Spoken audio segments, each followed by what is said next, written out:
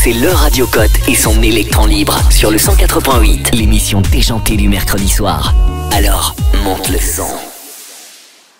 Ce soir, je vais vous parler d'un événement qui se déroule tous les ans et qui a eu lieu dernièrement, il y a à peu près un mois. Il s'agit du The Event. Le The Event, qu'est-ce que c'est ? Pour ceux qui ne le savent pas, il s'agit d'un événement caritatif se déroulant tous les ans en début d'année scolaire. Les participants sont tous des streamers ou youtubeurs qui se rassemblent le temps d'un week-end afin de récolter des dons pour une association choisie au préalable. L'instigateur de cet événement est Adrien Nougaret, plus connu sous le nom de Zerator, l'un des streamers français les plus connus. C'est d'ailleurs le Z de son pseudo qui est repris pour le nom The Event. Avec Alexandre Deschy, aka Dash, ils ont réussi à créer ce concept qui a d'ores et déjà soulevé plusieurs millions d'euros.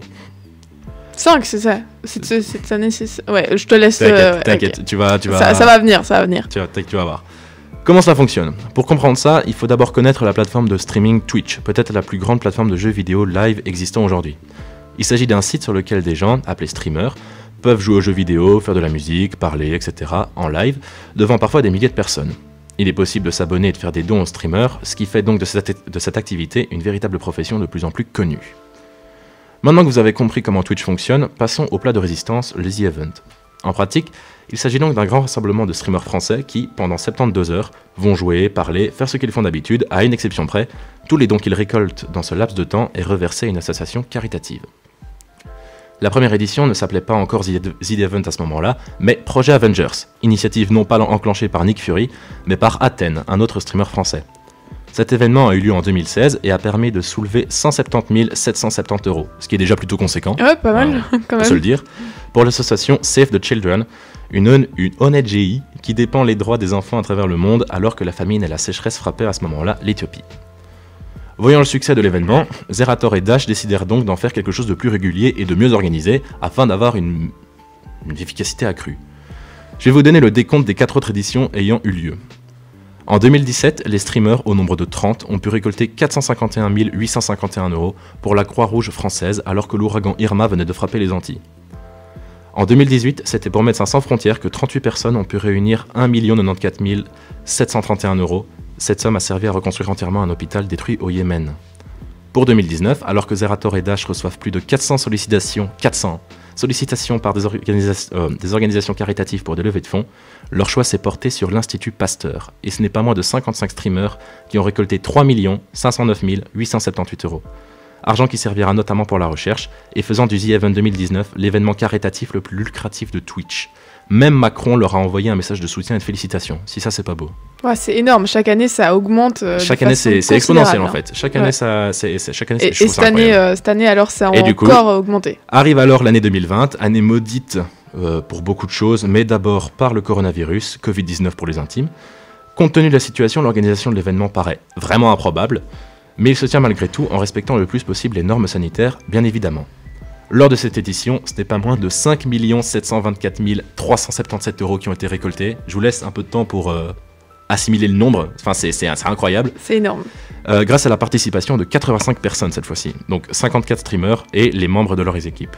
Et tout cet argent c'est pour Amnesty International, c'est le Cote Amnesty qui a dû être content. Dédicace au Cote Amnesty. Petite dédicace au Cote Amnesty. Cette édition est donc le nouveau record Twitch en termes d'argent réuni pour une association. Pour l'anecdote, tous les participants ont fait le test PCR une semaine après l'événement et aucun cas positif n'est à déplorer, ouf pour eux. Afin d'encourager les dons à faire des dons, il existe également un système de donation goal qui induit que le streamer doit faire un défi ou une action si un palier a été atteint en termes d'argent. Par exemple, cette année, on a pu assister à un mariage, entre guillemets, avec les streameuses Jill et Magla. Personnellement, je vous invite à aller regarder les différents best-of du The Event se trouvant sur la chaîne YouTube de Zerator, notamment ceux tirés de l'édition 2018, qui est pour moi l'édition la plus émouvante et la plus réussie. C'est aussi la vie de Zerator, qui plus est.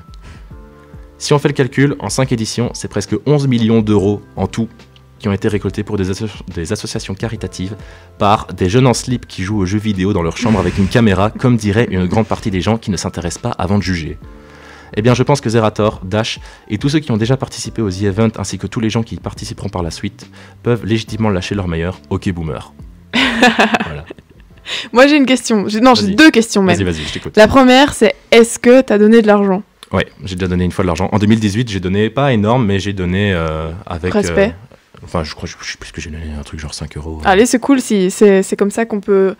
Si chacun donne un petit peu, c'est comme ça qu'on peut rassembler des fortunes. Et alors, ma deuxième question, c'est, à ton avis, comment ça se fait que quelques streamers justement en slip, en calbar dans leur chambre, arrivent à mobiliser autant de gens et à rassembler autant d'argent, quoi. Mais en fait, je pense que d'abord, c'est le mouvement Twitch qui est de plus en plus connu. Enfin, Twitch, c'est pas si nouveau que ça, mais c'est quand même quelque chose qui... De plus en plus de gens s'intéressent à ça. Et ensuite, c'est les communautés que certains streamers peuvent apporter. Donc au début, c'était Zerator, c'était Dash, Zerator qui est quand même un très gros streamer sur Twitch, mais c'était que sa communauté à lui, ainsi que 2-3 autres.